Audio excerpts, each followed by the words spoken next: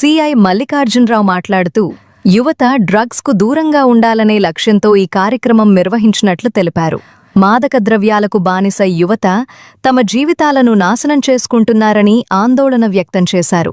పిల్లల ప్రవర్తనపై తల్లిదండ్రులు నిరంతరం అప్రమత్తంగా ఉండాలని సిఐ సూచించారు.